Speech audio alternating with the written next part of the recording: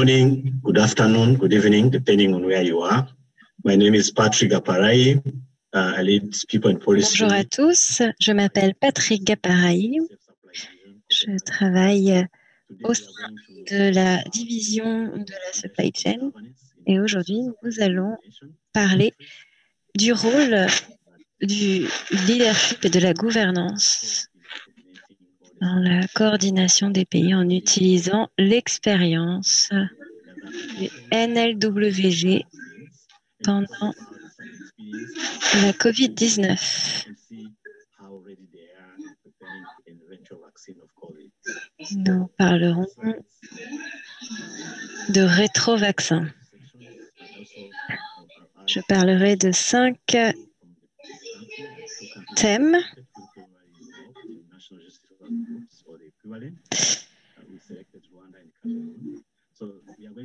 Et nous allons commencer par une introduction rapide de leadership et de gouvernance, de plateforme de leadership et de gouvernance.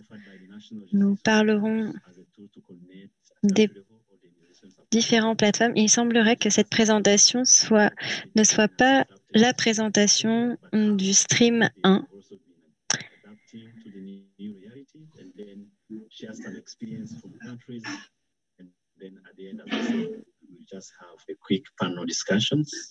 Nous aurons ensuite une discussion entre les membres de notre panel, puis une session de questions-réponses. Vous pouvez écrire vos réponses et vous pourrez partager vos réflexions, vos demandes de précision, comme nous le savons tous. Le leadership et la gouvernance sont un des piliers du système de santé et l'idée d'avoir une orientation stratégique dans les travaux que nous effectuons, un travail de plaidoyer également, la mise en place de directives afin de donner un aperçu, une vision d'ensemble.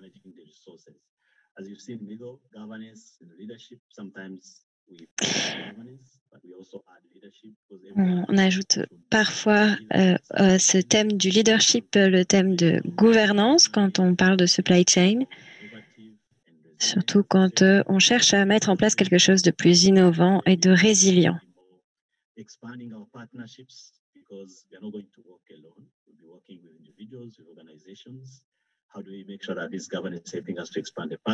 Comment pouvons-nous étendre les partenariats au niveau des pays, l'engagement des communautés,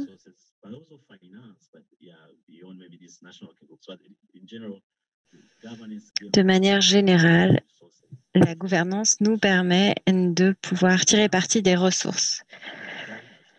Une gouvernance solide de nos systèmes de santé doit être guidée par des dirigeants compétents avec une vision claire et la capacité à motiver et mobiliser d'autres parties prenantes du système de santé afin d'avoir une structure de gouvernance précise. Cela peut nous permettre ensuite de mettre en œuvre notre agenda. Puisque au cœur de la supply chain, il y a donc des êtres humains et des organisations. The national working groups have been very instrumental to guide all this work. Sorry for this. And has been Les groupes de travail logistiques nationaux, l'acronyme NLWG en anglais, ont été instrumentaux dans le leadership et les plateformes de gouvernance afin d'améliorer la gestion des supply chains d'immunisation, les ISC. Il s'agit de la coordination entre partenaires. C'est un des thèmes principaux entre les différentes parties prenantes de la supply chain. Nous pouvons établir des priorités et nous sommes prêts à corriger tout impact que cela pourrait avoir sur la supply chain. Ces groupes de travail en général font partie des ministères de la Santé et de leur processus pour renforcer les supply chains d'immunisation. Nous cherchons à l'objectif est d'atteindre une amélioration continue dans l'efficacité, la disponibilité et l'efficience, la résilience de la supply chain vaccinale. Il y a eu des moments difficiles lors de la pandémie de COVID-19 et le rôle des NLWG, des groupes de travail en tant que plateforme de coordination et de leadership sont devenus d'autant plus évidents que les pays cherchaient à coordonner leurs efforts de supply chain d'immunisation. Nous voyons que ces outils peuvent coordonner les différents pays. Ils ont 3 rôles, un rôle de leadership comme co-fonction de la gestion des supply chains, la coordination. Ces groupes permettent de coordonner les différents intervenants de la supply chain, mais également, troisièmement, d'apporter une expertise technique en termes de gestion technique, un appui technique pour les sites, afin de renforcer les compétences. Il faut donc mettre en place des activités de renforcement des capacités au sein des différentes divisions. Mettre en place également des directives, des conseils pour apporter une expertise technique. Les 3 rôles de ces groupes vont ensuite mener à des recommandations fondées sur des preuves, des données existantes, à des données stratégiques pour la chaîne d'approvisionnement. Cela permet également d'explorer des opportunités innovantes, une Cela représente des opportunités de l'information, diffuser les informations, puis de pouvoir surmonter tout goulot d'étranglement qui empêcherait les progrès des programmes, par exemple en termes de suivi des commandes et de transport. Parfois, cela comprend le fait de faire quelques demandes en amont et s'assurer que les produits arrivent dans la bonne quantité et au bon moment. Bonne quantité. Ces goulots d'étranglement seront et tout cela doit être atténué dès cela le doit début, être mais fait également en amont pour vérifier qu'il n'y a pas de problème de rupture de stockage et pour s'assurer que les ressources sont optimisées. On parle de ressources humaines, mais également matérielles. Ces groupes ont été affectés par le Covid, mais ils se sont également adaptés. Mais ils ont dû s'adapter du fait de la situation provoquée par le Covid. Nous savons tous que la pandémie Covid-19 a représenté une grande pression sur les chaînes d'approvisionnement en vaccins, à tous les aspects de la chaîne d'approvisionnement. Surtout que la pandémie est partie de la Chine, en Chine, là où sont basées la plupart des chaînes d'approvisionnement mondiales sont basées pour des raisons de transport de marchandises et de matériaux. Donc cela a eu un impact sur les autres pays. Il a donc fallu que d'autres pays s'adaptent, par exemple en termes d'annulation de vols, de limitation d'échanges commerciaux. La plupart des vaccins. Alors, les pays ont annulé les vols pour lutter contre la pandémie, mais aussi pour vérifier qu'il n'y avait pas de perturbations. Donc, il fallait s'assurer que le groupe maintient la continuité du programme.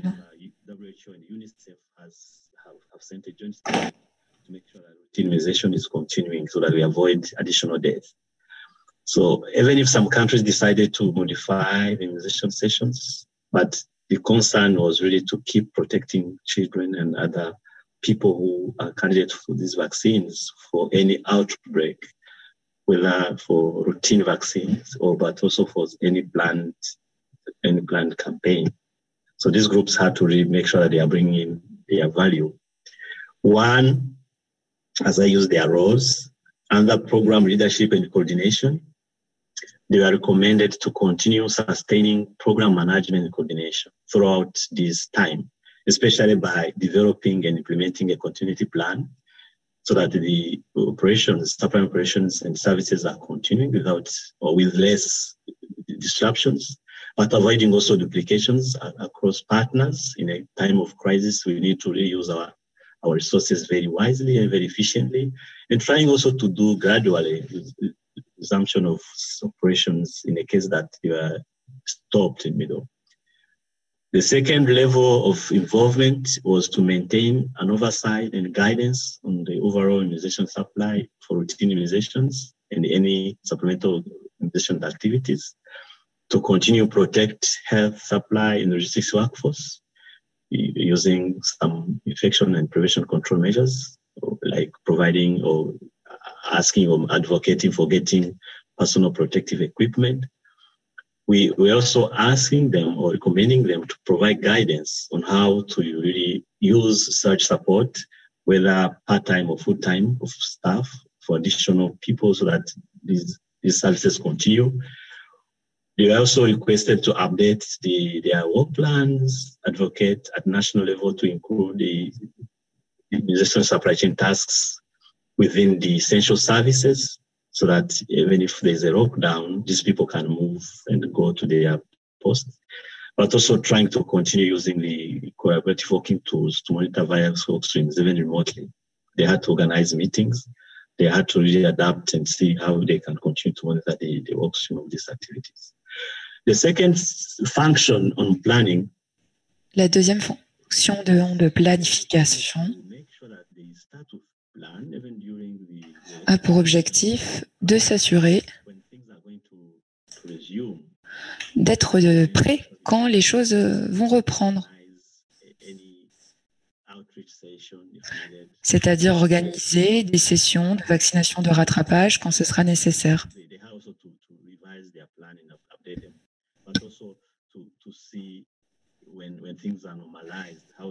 Mais aussi de voir comment ça se passe quand la situation revient à la normale. La troisième fonction, c'est les partenariats CAV, c'est-à-dire s'appuyer sur les partenariats existants, mais aussi faire un effort pour s'assurer que la réponse au Covid-19 est assurée.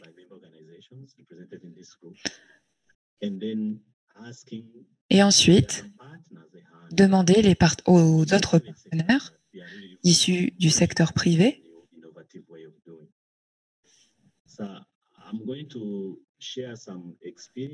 donc, je vais faire un petit partage d'expérience. Nous avions 2 sessions en août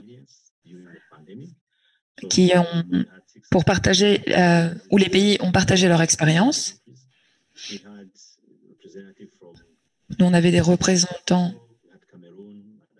de la DRC, du Cameroun, de Madagascar, du Kenya, d'Éthiopie, du Nigeria et d'Afghanistan. Nous avons vu que dans certains pays, des plateformes de collaboration numérique ont été utilisées, des plateformes de routine comme Zoom, pour continuer d'effectuer une coordination.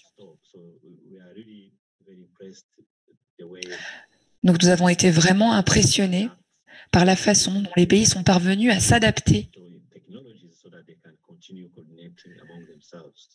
et à utiliser de nouvelles technologies pour continuer d'exercer une coordination. Deuxièmement, il a été extrêmement compliqué d'organiser des formations. Mais les pays ont développé des façons de superviser et d'encadrer des groupes WhatsApp, par exemple, pour continuer de soutenir leur équipe pendant toute la pandémie. Bien sûr, il s'agit d'un changement comportemental plus particulièrement dans l'utilisation de protection personnelle, de matériel de protection.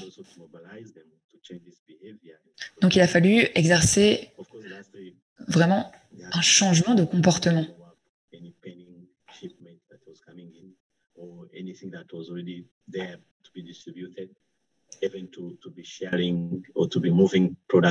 Donc, ensuite, il a fallu parvenir à l'étape de planification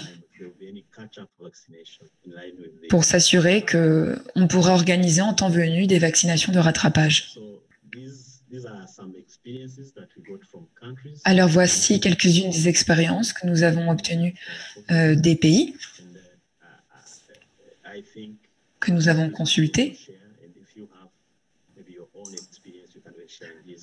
Et peut-être que si vous aussi, vous souhaitez partager votre expérience, alors n'hésitez pas à le faire. Alors, nous vous souhaitons à nouveau la bienvenue dans cette deuxième partie de la session et nous allons utiliser ce moment pour organiser les tables rondes. Voici 2 pays qui vont partager leur expérience avec nous.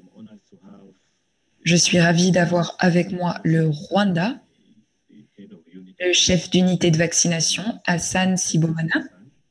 Bienvenue Hassan. Et on a aussi du Cameroun, le chef de l'unité logistique et maintenance, Marius. Bienvenue. Merci Patrick. Alors, avant de commencer, je vais vous laisser 1 ou 2 minutes pour que vous puissiez vous présenter à l'auditoire.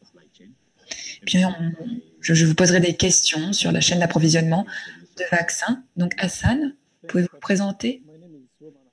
Oui, je suis Hassan, je suis du Rwanda et je suis le chef d'unité de vaccination du Rwanda.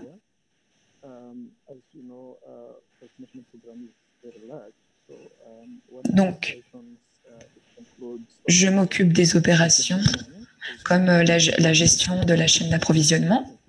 Merci. Merci beaucoup. Merci beaucoup. Vous êtes la bonne personne pour parler avec nous aujourd'hui alors. Je laisse la parole à Marius. Est-ce que vous pourriez vous présenter? Merci. Je suis Marius Booking du Cameroun et je suis le chef de l'unité de logistique et de maintenance de CAV, au PEV, pardon, au Cameroun. Et voilà 6 ans que je travaille sur la chaîne d'approvisionnement en vaccins au niveau central et je travaille dans le groupe de coordination, le groupe de travail de coordination. Et on essaie toujours de s'assurer que les vaccins soient disponibles dans les établissements. J'essaie aussi, quand j'ai le temps, d'écrire certains articles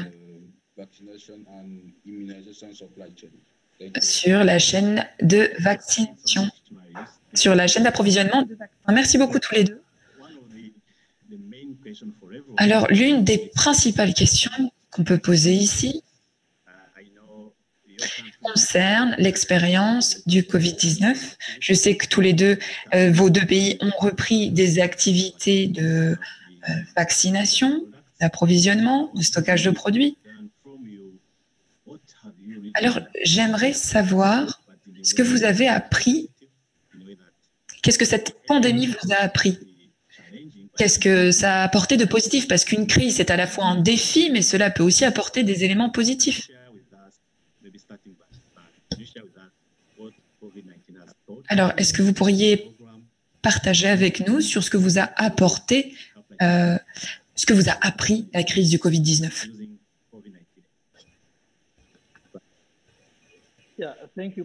Oui, merci beaucoup.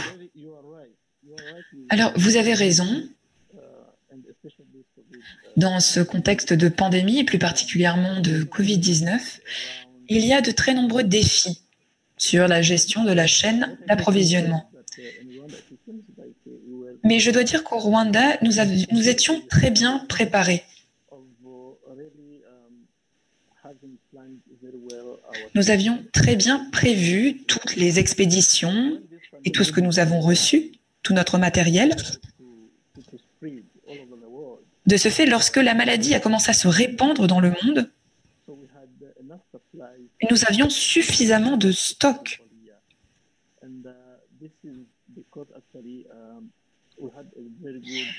C'est lié au fait que nous avons une excellente capacité de stockage au niveau central. Si on se penche sur le nombre de vaccinations de routine, nous avons quasiment 350 000 par an. Donc nous avions quasiment tout ce qu'il nous fallait en termes de vaccination, de vaccins. Au niveau central, nous avons 10 chambres froides pour le stockage des vaccins.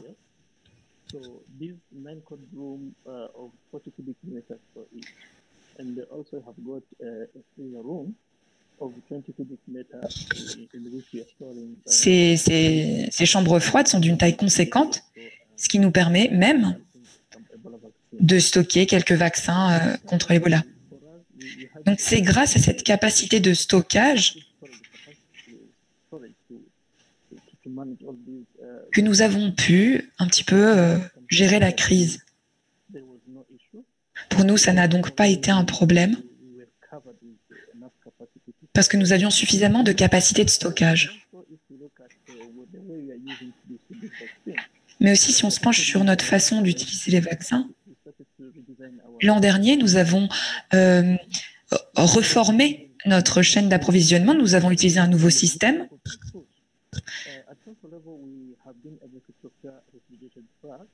Nous avons utilisé au niveau central des camions réfrigérés pour distribuer les vaccins dans tous les hôpitaux. Et ensuite, les centres de santé pouvaient aller récupérer les vaccins auprès des hôpitaux. Donc, pour votre information, nous opérons à 3 niveaux, au niveau central, intermédiaire, qui sont les districts, et au niveau des centres de santé. C'est-à-dire qu'entre le niveau central et le niveau intermédiaire, il n'y a aucun problème. Parce que il y a des échanges entre les hôpitaux et les centres de santé. Alors, pendant le confinement, ça n'a pas été vraiment compliqué parce qu'on a continué d'utiliser ces camions réfrigérés et les vaccins étaient livrés aux hôpitaux. Alors, ce que je peux dire par rapport aux leçons tirées, c'est qu'il est très important de faire attention pendant la projection de la chaîne d'approvisionnement, de réfléchir à la capacité de stockage. Si on a une bonne capacité de stockage, il faut faire attention d'avoir suffisamment de matériel pour au moins 6 mois.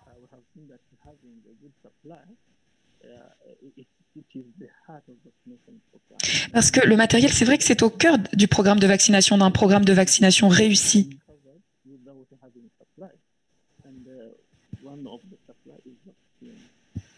Alors, l'un des matériels, c'est le stockage, c'est le vaccin.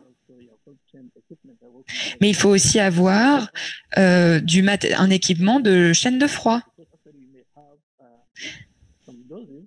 Alors, vous avez bien sûr les doses, mais c'est aussi important de s'assurer que vous avez les seringues, par exemple,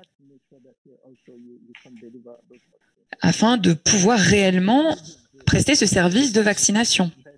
Alors voilà comment nous avons géré la pandémie, le problème que posait la pandémie du Covid-19.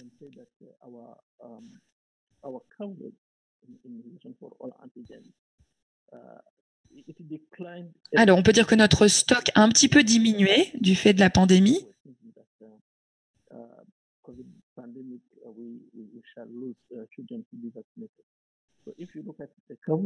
Mais pas tellement. Alors, pendant le Covid, nous avons un taux de couverture de 90% et avant le Covid, nous avions un taux de 93%.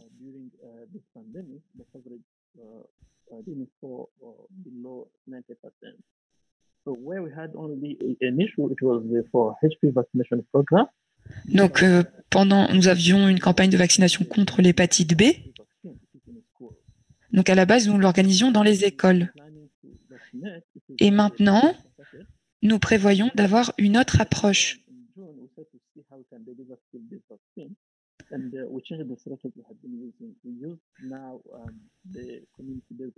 Nous allons avoir une approche plutôt tournée vers la communauté. Donc, en général, pourtant les antigènes, ça n'a pas été un problème parce que nous avions suffisamment de stock. Merci. Merci beaucoup. Alors oui, Marius, est-ce que vous pourriez ouvrir votre micro sans qu'on vous entende?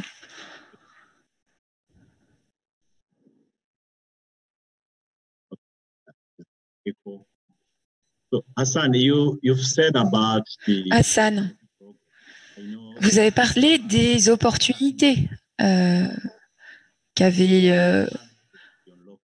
ouvertes le Covid-19, mais comment avez-vous fait face au confinement? Comment avez-vous pu maintenir la continuité de vos programmes? Patrick, pourriez-vous répéter votre question?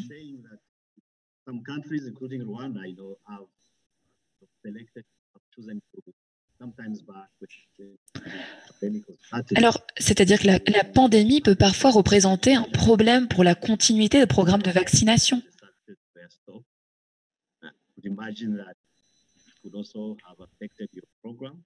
Est-ce que cela a eu un impact sur votre programme de vaccination? Comment avez-vous géré cela?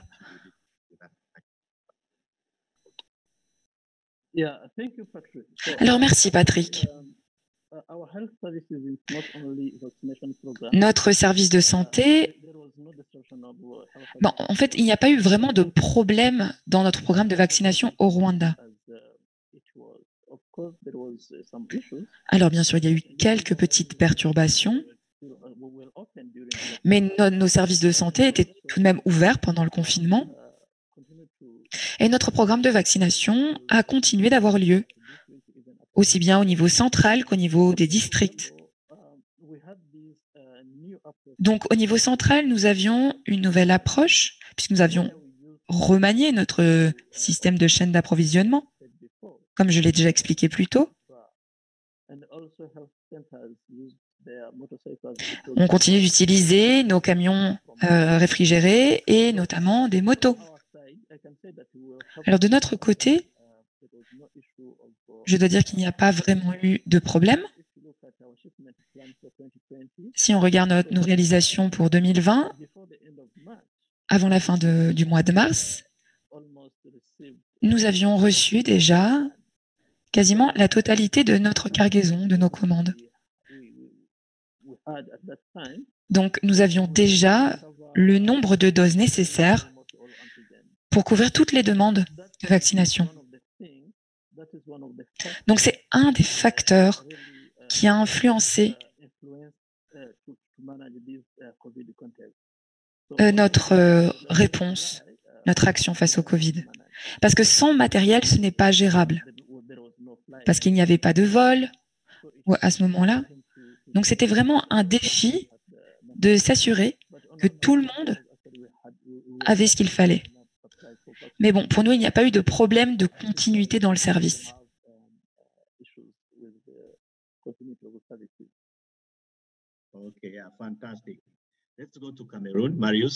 Alors, passons au Cameroun.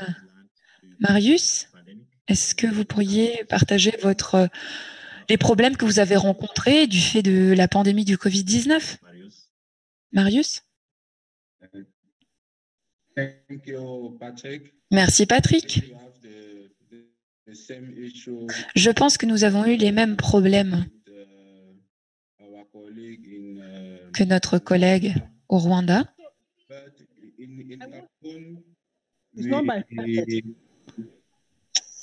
To try to manage and try to. Mais nous avons essayé de gérer.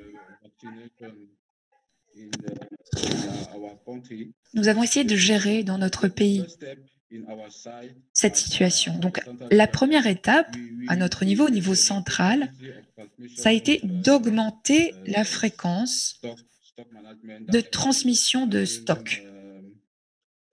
SMT, and we also improve Nous avons aussi essayé d'améliorer l'utilisation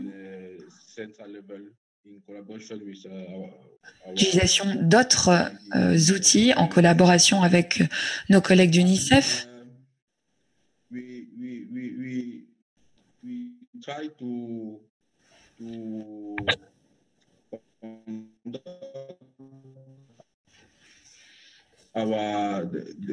our meeting per week, and we also Nous avons continué d'organiser des réunions hebdomadaires take the measure to et nous avons aussi pris des mesures have additional funds pour avoir des fonds supplémentaires at the central level au niveau central to try to get the vaccine at our level, pour obtenir plus de vaccins, try to push it in the 10 regions. de sorte que les 10 régions aient accès à la vaccination. Then we have 10 restrictions in the one per region. So we also try to improve Nous avons aussi essayé d'améliorer les mécanismes d'urgence au niveau central, régional. Nous avons essayé d'améliorer les programmes de vaccination continue dans les districts également.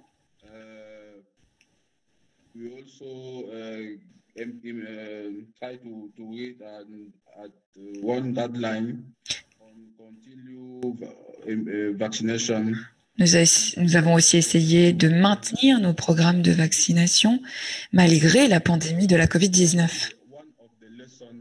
Et l'une des leçons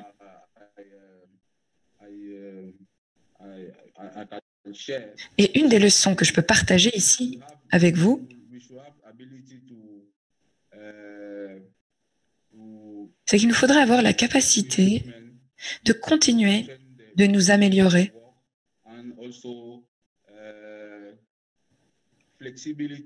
de gagner en flexibilité et essayer de nous adapter à ces circonstances, à des circonstances exceptionnelles.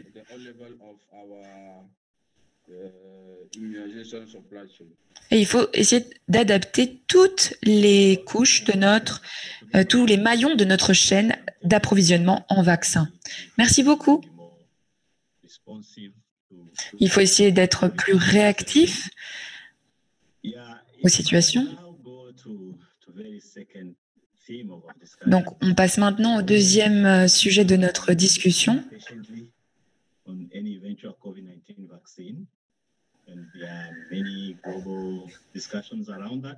Donc, il y a de nombreuses discussions à ce sujet.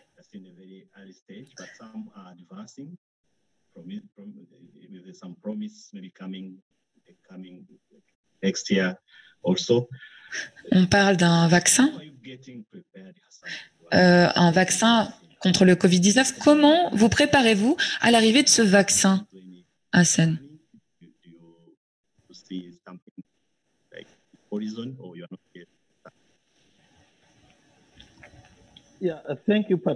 Oui, merci Patrick.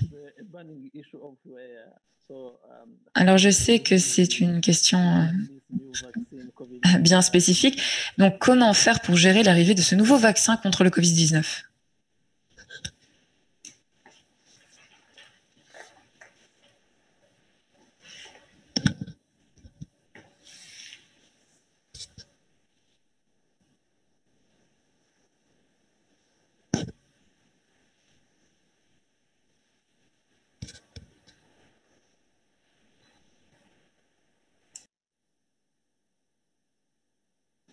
But day, so meaning that 20% it would be almost 3 million. So actually you have managed vaccination campaigns having more children than these 3 million. So, nous avons organisé déjà des campagnes de vaccination. 2013, so we vaccinated under 15 children. And if you look at the number, it was almost 5 million. Et donc, nous avons effectué plusieurs millions de vaccinations. Cela signifie que même pour ce vaccin contre le Covid-19, il n'y aura pas de problème, nous allons pouvoir gérer.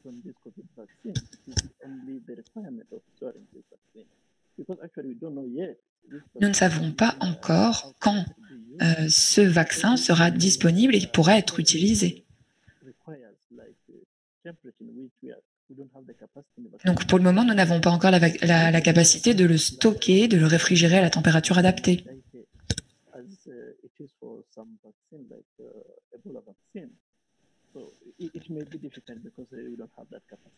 Donc pour le moment, nous n'avons pas cette capacité. Mais si le vaccin peut être entreposé à une température normale, entre 2 et 8 degrés Celsius, alors il n'y aura pas de problème.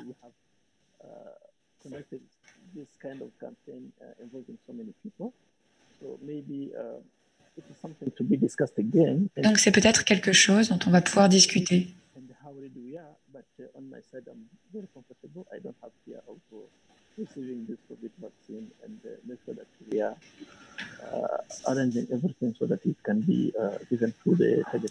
Donc ce sont des éléments à prendre en considération.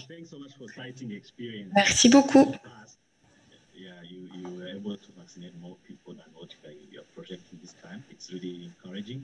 Donc merci beaucoup d'avoir partagé ça avec nous.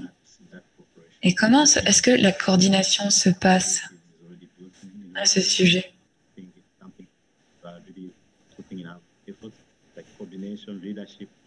Alors, comment se passe la coordination, la direction? Parce que vous avez parlé de cette campagne de vaccination de 2013, mais maintenant, comment allez-vous faire? Alors, au Rwanda, j'ai une capacité de gérer ce type de campagne de vaccination.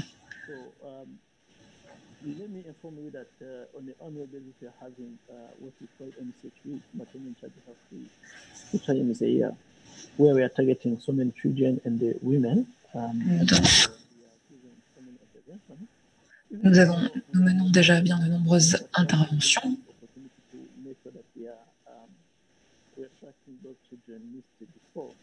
Donc, on essaie de repérer les personnes qui n'ont pas été vaccinées précédemment. Nous avons déjà cette expérience de mener à bien des campagnes de vaccination massives.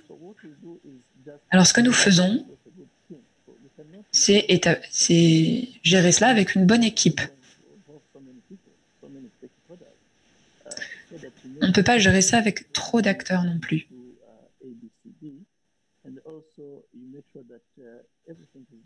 On s'assure également que tout est fait en temps voulu.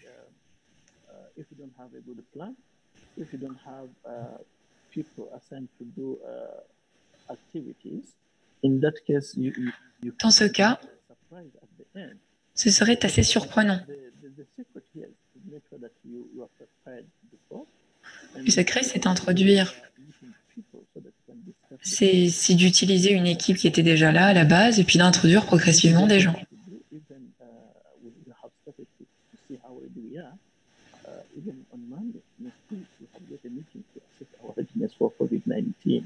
Because actually we have got some tools to be completed in share with WHO and the UNICEF, and if we have got a need of support, so this is where how you can see what you need. So otherwise, if you are not prepared. Donc il va falloir essayer d'estimer les moyens dont on a besoin, sans quoi nous ne serons pas préparés, et cela va poser un véritable problème. L'interprète s'excuse, il y a de gros problèmes de connexion vidéo.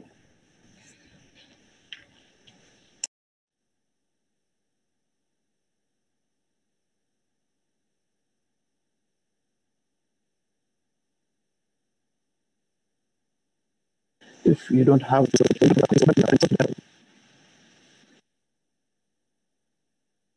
Thanks so much. Let's go to Marius. Marius, how are you? Merci beaucoup. On laisse la parole à Marius.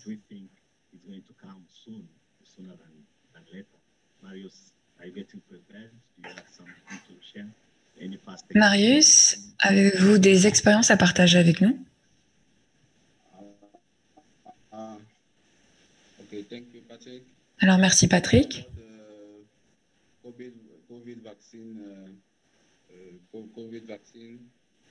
En ce qui concerne le vaccin contre le Covid, maintenant, au Cameroun, nous attendons la décision du ministère de la Santé, également la décision plus mondiale pour la décision mondiale des autres pays du monde pour mener à bien cette vaccination.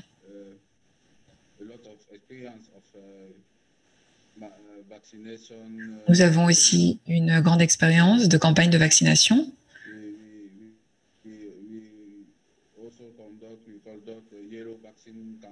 Nous avons déjà mené à bien des campagnes de vaccination contre la fièvre jaune.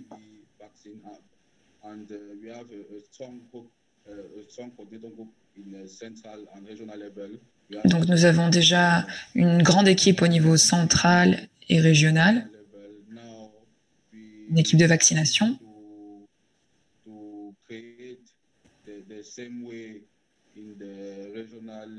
Et nous espérons créer plus ou moins la même structure au niveau régional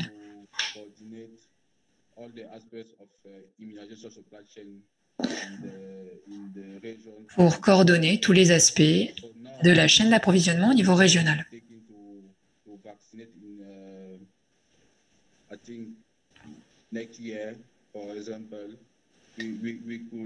Mais par exemple, si la décision était prise de vacciner, nous pourrions mener à bien ces campagnes, les organiser. Donc nous pouvons réaliser la campagne et tenter d'utiliser et essayer d'utiliser les mêmes choses, des outils une quantité suffisante de qui nous vaccins à assurent fournir à la population. d'apporter cette vaccination à la population. Donc, merci beaucoup. Vous avez oui, vous avez l'expérience, vous avez les équipes, vous êtes prêts. Peut-être que... Est-ce qu'il y a un élément sur lequel vous voudriez conclure, Marius? Alors, si je vous demandais de me donner un outil qui serait essentiel pour mener à bien cette vaccination, qu'est-ce qui est essentiel à ne pas oublier?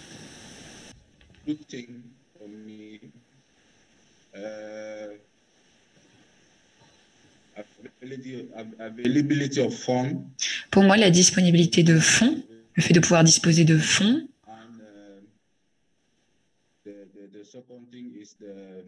Et la deuxième chose, être disposé, avoir une bonne évaluation, une bonne capacité d'évaluation. Et Hassan, pour conclure, il y avait 2 ingrédients indispensables. Alors merci Patrick. Il y a 2 choses qu'il faudrait rappeler, surtout dans les campagnes de vaccination. Il faut s'assurer d'être prêt à 100%. Il faut évaluer la situation parce qu'il y a toujours des surprises. Alors, quand on organise une campagne, il faut faire en sorte de travailler en équipe. Personne ne peut gérer ça seul.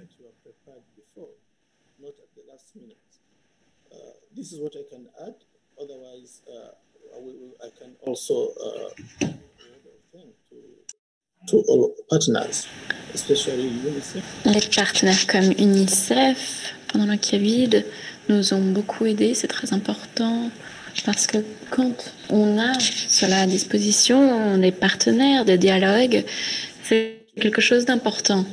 C'est très motivant. Merci. Merci Hassan, merci Marius.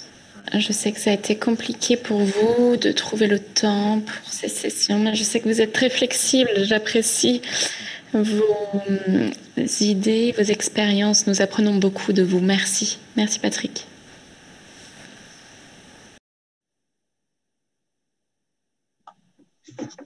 Hello everyone. Bonjour à tous, je suis Ariba Bayo. C'était donc une session extrêmement intéressante sur l'immunisation, la chaîne d'approvisionnement, la gouvernance, le leadership. Et comme nos orateurs nous ont présenté cela, on a beaucoup d'idées qui viennent à l'esprit. Tout d'abord le planning de la chaîne d'approvisionnement de l'immunisation dans les pays, et aussi le rôle à jouer pour qu'il y ait une disponibilité des vaccins dans les pays, dans des campagnes de vaccination, et aussi préparation pour le nouveau vaccin. Et donc maintenant, nous avons une session questions-réponses. Je ne sais pas si certains parmi vous ont des questions, afin que nous puissions prendre certaines des questions autour du leadership, de la coordination, de la chaîne d'approvisionnement. Si vous n'avez pas de questions, vous pouvez aussi commenter simplement. Donc, n'hésitez pas à partager vos commentaires. Je sais que certains des commentaires de certains d'entre nous concernent le vaccin. Ou est-ce que l'Afrique va avoir un différent type de vaccin contre la Covid? Je pense qu'on peut répondre à cette question facilement. Les vaccins seront les mêmes. Il n'y aura pas de problème de différence entre les pays. Il y a un seul vaccin, donc là, pas de question. On va évidemment mettre à disposition les mêmes vaccins dans tous les pays. Mais aussi en lien avec les problématiques de qualité, ça c'est aussi quelque chose dont nous nous occupons. On prend cela en considération quand nous pensons aux nouveaux vaccins. Les questions, je vois quelques questions qu'il faut adresser aux individus, parce que certains concernent les réglementations, la coordination dans les pays spécifiques. Mais je veux aussi reconnaître Lucie, remercier Lucie pour ses commentaires sur ce qu'ils ont fait au Kenya, sur comment ils ont pu naviguer à travers certaines problématiques concernant la fermeture lors de la Covid, et que faire si certaines personnes sont testées positives, comment se mettent-elles en quarantaine, quelles sont les bonnes pratiques, donc le partage, le vaccin est disponible pendant un mois et ensuite est stocké, visible dans les systèmes. Donc on peut évidemment naviguer ce système. Vous pouvez aussi poser vos questions dans le chat. Si vous le souhaitez, vous pouvez aussi activer votre micro, nous faire part de vos questions, vos commentaires, vos remarques. Si vous n'avez pas de questions, je peux en poser moi-même. Est-ce que quelqu'un aimerait partager, aimerait nous faire part de ces questions, ces idées? Nous avons seulement 5 minutes, donc si vous avez des questions, n'hésitez pas à prendre la parole. My name is Timmy. Thank you for Je m'appelle Timmy. Merci pour la présentation. Je voulais demander, par rapport à l'expérience jusque-là, est-ce que le gouvernement rwandais a utilisé une nouvelle technologie et quel rôle le gouvernement a joué pour l'adoption de ces technologies et ces innovations? Merci pour cette question. Personne d'autre ne peut répondre à cette question. Patrick, qui vient du Rwanda. Patrick, une réponse à cette question? Merci. Je suis en live maintenant. Je suis actuellement au Rwanda, donc la réponse au vaccin est non. Il n'est pas encore utilisé. On n'utilise pas les drones pour le déployer. C'est peut-être dans le projet. Les drones sont utilisés pour d'autres choses. Merci. Je sais que le Rwanda a utilisé beaucoup de technologies pour les tests et aussi le lavage des mains. C'est quelque chose que le Rwanda a aussi pris en considération. Mais donc, il n'y a pas de drone qui dépose les vaccins dans les pays. Merci Patrick. Est-ce que nous avons d'autres questions et d'autres contributions? de la part de l'audience, du public. Est-ce que vous avez? N'hésitez pas, prenez la parole. Hello.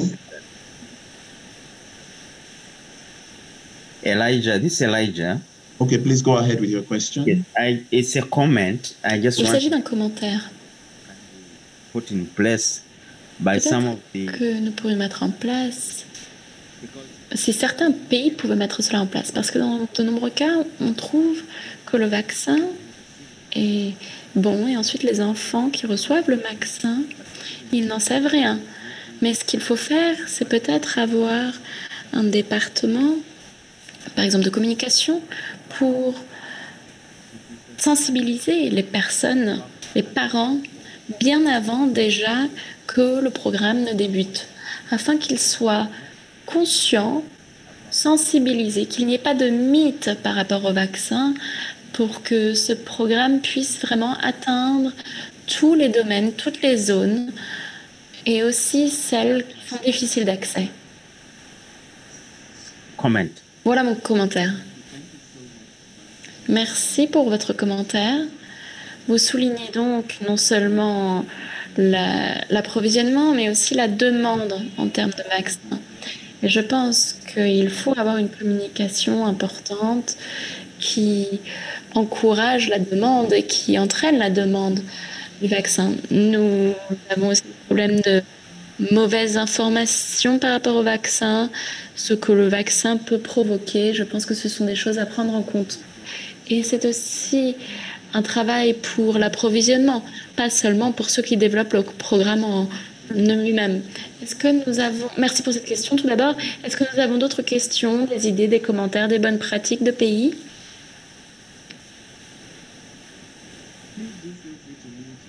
N'hésitez pas à activer votre micro si vous avez quelque chose à rajouter.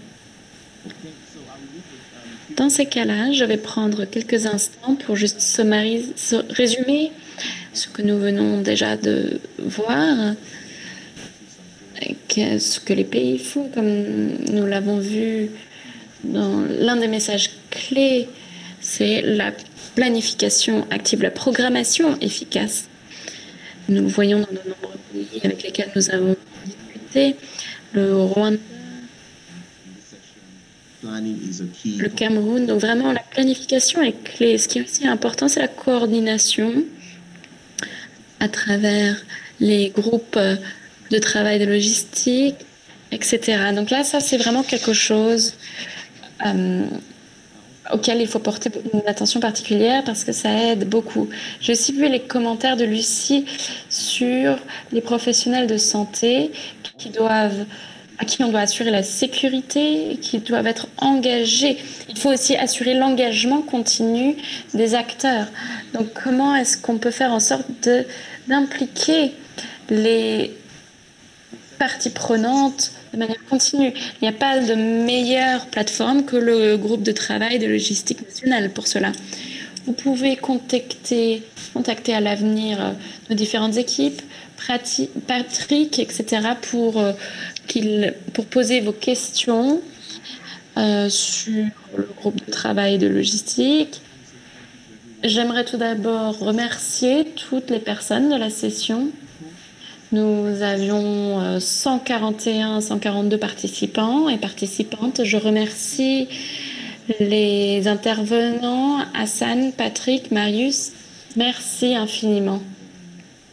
Big thank you to everyone for et joining. merci à tous de nous avoir rejoints. Merci, au revoir. Merci, Bayo. Au revoir.